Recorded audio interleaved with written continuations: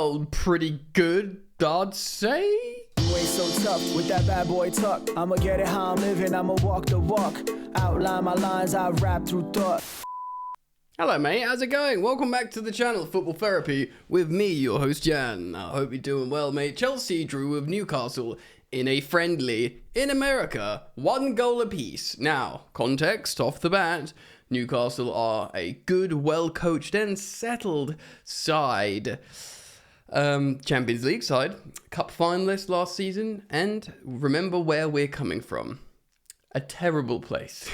And ultimately, I think Chelsea were the better team in this game. I watched the whole ruddy thing this morning. I thought, oh, it's only a 1-1. Maybe I'll just watch the extended highlights. No, I want to see the game, and I watched it.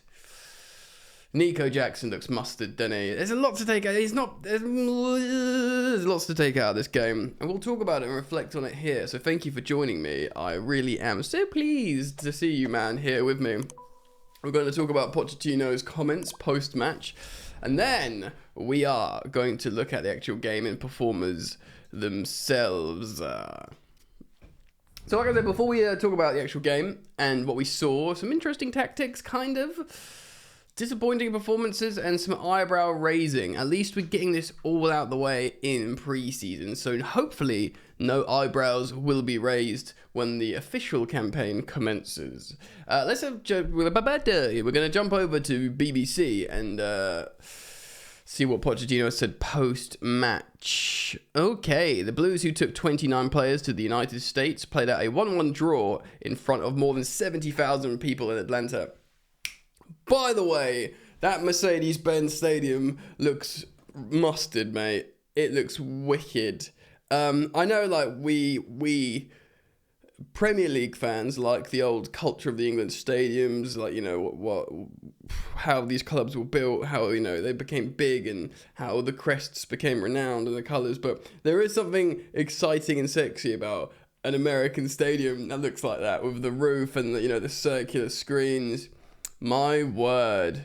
I mean, woo-woo, wah-wah. I wouldn't mind a cool stadium like that. Anyway, Miguel Almiron cancelled out the Chelsea summer signing Nicholas Jackson's 12th minute opener. But Pochettino said he wanted to reduce the squad before the Premier League opener against Liverpool. He added that morale could be affected if there were numerous players in the squad not getting regular game time. Yeah, well, we know about that, don't we, ladies and gentlemen? Like I said, we will talk about the game in just a moment, but I want to speak on Pochettino's words first. He said this, quote, "At the moment, the dynamic is very good. Really good guys, and they're sharing time together. I mean, it also helps when you're playing a friendly and you can make unlimited subs. It's difficult because sometimes in every game, 3, 4, 5 players cannot play, and that's difficult because the mood is difficult. Players want to play. It's about creating a squad with a good balance and people who have the opportunity to play and can compete for their place. So they need to feel like they have a chance, essentially, we were devoid of that last season." He goes on to say, "That is a big job and challenge for us in the transfer window to build a good relationship with good balance. Then, if the players are not happy because they believe they are not going to play, we're going to find a solution and the clubs will fix it." No, we're not going to eliminate them. Just send them out to another club. Goes on to say, Pochi, "We cannot have a massive squad. We cannot. Players not to be involved and then going to create a mess in the squad. Maybe less is more and more is less." What? That is why I need to make clear we just don't need a big squad. True. We need 22, 23, 24 players with some younger, but that's it. I'm so sorry because the decision will be tough, but we need to build a good and balanced team who want to compete for things. Yeah, I get it, man. Like, you know, look at the greatest teams of late in terms of the players that they've used, like Man City, Real Madrid. You know, they haven't had ridiculous squads. They've just had, like, you know, you see whenever they play big games, they always play the same starting 11, and you always see the same names coming off the bench. And if one of those players, if the starting 11 players isn't starting, it's like a story, which sounds like it shouldn't be, and it's nice to have a big squad you can use. But ultimately, that's what makes a good team, you know? So Chelsea had an inflated squad last season after spending 600 million the previous 2 transfer windows. Defenders, since being in the United States, defenders Mark Cucurella and Reece James have spoken about the negative effects that had on players. Of course, captain Reece James and Cucurella we will talk about in a moment. Pochettino says players that will be here next season need to be happy. If they believe they need to be in the starting 11 and then they are not going to accept being out on the bench because of the coach, Chelsea pay me to choose 11 players. It's better they talk from now. As in, don't get into the season and then get annoyed and frustrated. Let's clear it up now. Let's talk.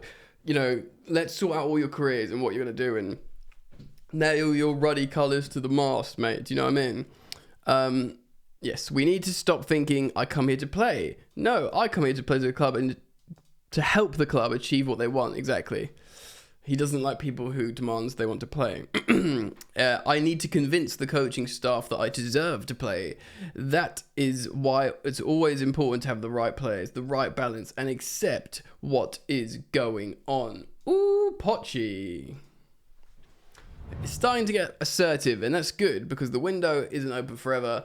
He probably feels we need to make a few more sales or loans, just get some players out of the squad, and indeed bring in a couple of high-profile players in at least, and that's excluding the goalkeeper. So these 2 high-profile players would represent, say, a Moises Caicedo or a Mohamed Kudus, which of course are developing transfer stories, and we will cover them here throughout forevermore stories on Chelsea. So do keep it locked if you want to hear all transfer stuff. But let's talk about the game itself. In fact, let's just take a look at this for a little bit of help. SofaScore, see if this helps us. Here we go. Pochettino's favoured 4-2-3-1.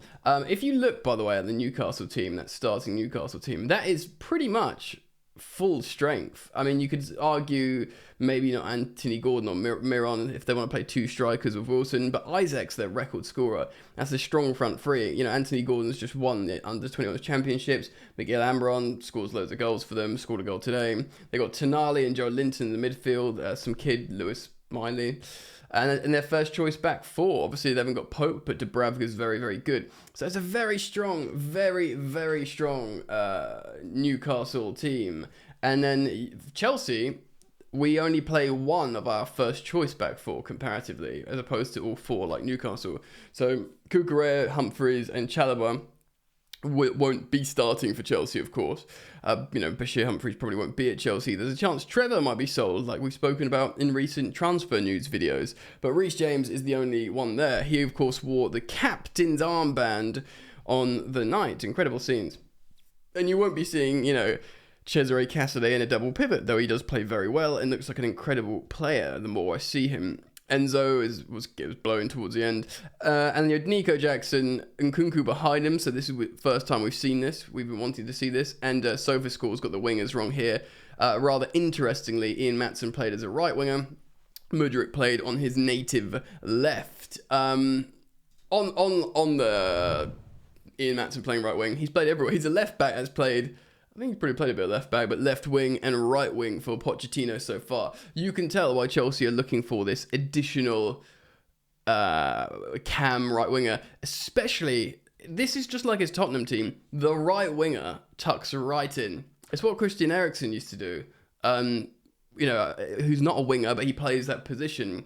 So you could see how tight Ian Maatsen was getting, which was, of course, allowing Reece James to sit forwards and hold the width. And when he's one of your best players, Reece James, and you can get him to stay forwards, that is a great advantage for Chelsea, which obviously meant you saw the likes of Trevor Chalobah occupying often, because if Reece James goes forward, Trevor Chalobah comes out and sort of occupies that right back position, which we've seen him start for Chelsea of late, playing right back. And then Cucurella tucks right in and sort of like plays with Bashir Humphreys, and and other players can drop back as well. So it is a hybrid system. We did see, of course, out of the 2 fullbacks, Reece James is the one that stays forward. Mark Cucurella does not get forward. He's tasked to defend, and he did not defend very well for the goal we conceded against Miguel Almiron. In fact, he just goes for a coffee. I don't know what his plans are, but he just legs it inside, goes, woo, snakes around.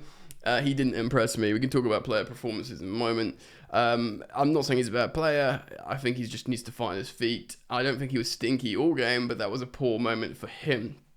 So let's talk about the game a little bit more, baby. Yeah, let's have a look here.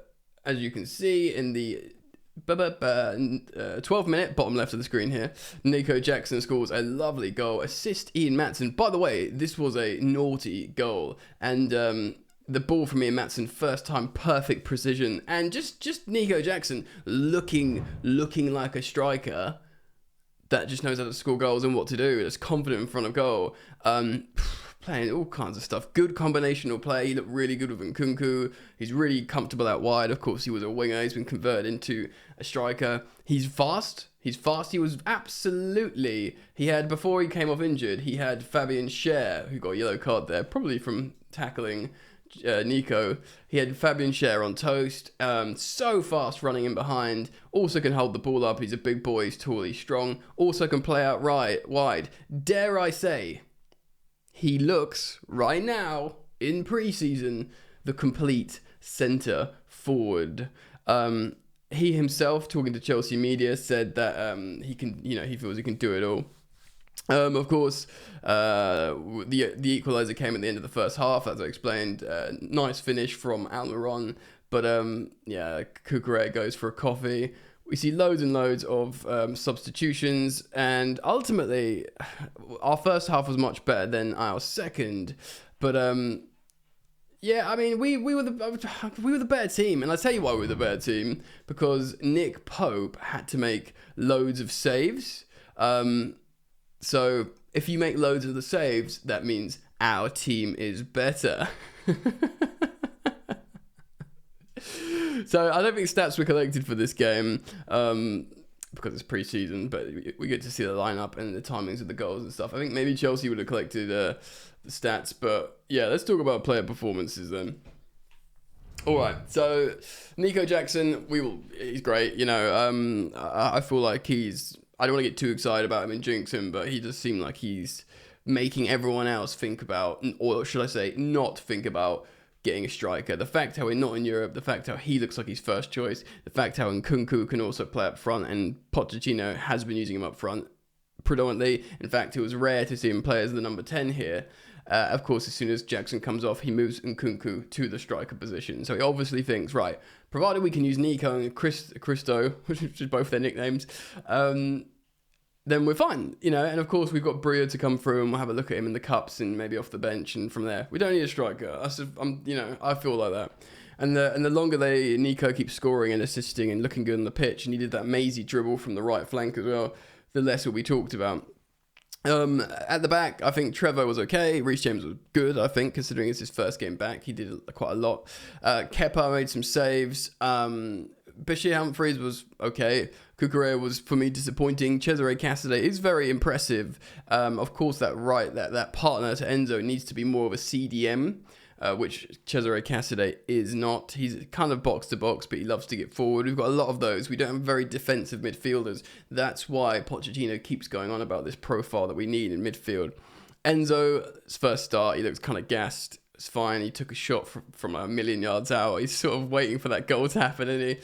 And then Maatsen, amazing assist.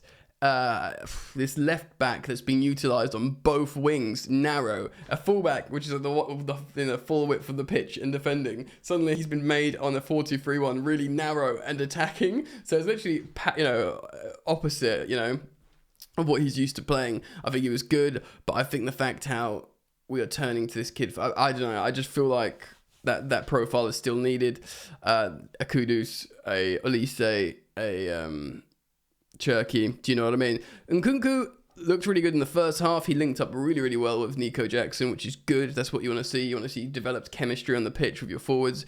But when Jackson went off the pitch, he sort of went quiet. You sort of didn't see him really. And that worries me a little bit. I mean, he's shown that he can be quiet yet still sneak a goal, which is good. But then he shows, even when he's not sneaking a goal, he can play well with Nico Jackson. Of course, Nkunku is a great player, and everyone has great faith in him that he will, continue to be good.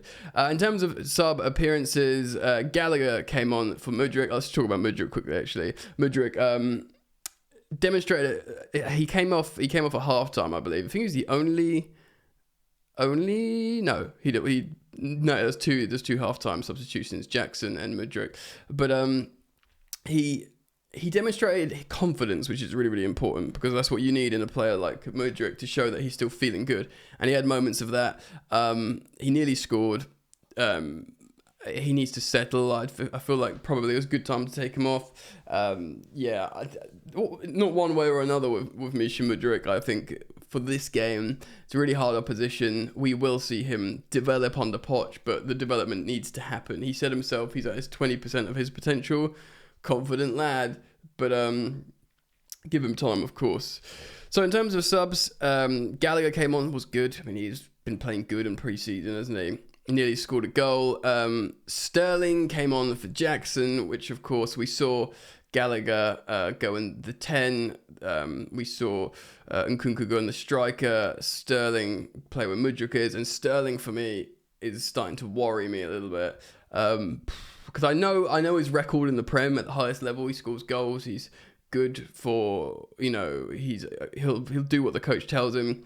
But I tell you what, like, you got to start doing something on the ball. He's really, really worrying me. He's not doing anything offensively helpful at all.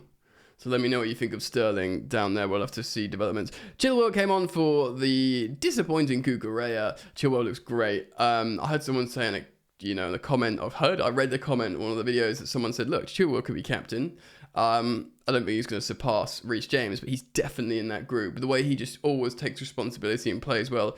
He forced 2 excellent saves out of Nick Pope when Nick Pope came on. Immediately one and then one straight away, and they were both great saves. And yeah, like that's the reason why Chelsea are probably the better team in terms of expected goals, which is seemingly a metric that's not been collected for this game. Really, really, really good. Chilwell. I mean, our first choice fullbacks / wingbacks have never been in discussion ever since the Champions League winning season, really, have they? They're just both, yep, no problem. Amazing wingbacks, fullbacks. Which just everything else we need to sort out. So yeah, shout out Chile. Santos came on, Gusto came on for Reece James. Chukwuemeka came on, Burstow came on, the young striker, and Diego Moreira came on for Casadei. Played right wing at the end. Moreira looks quite good actually, and the game fizzled out. Yeah, feeling pretty good, man. I mean, there's United got smashed by Real Madrid. They also lost to Wrexham with their youth team.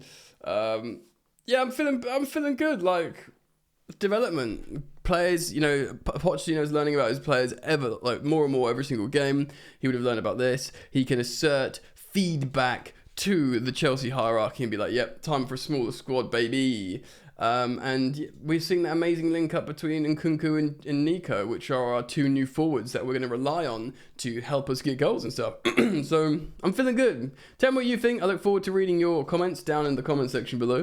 Thank you for liking and subscribing. I upload multiple times in a day, so hit the bell to be notified of when I upload. And I love you very much.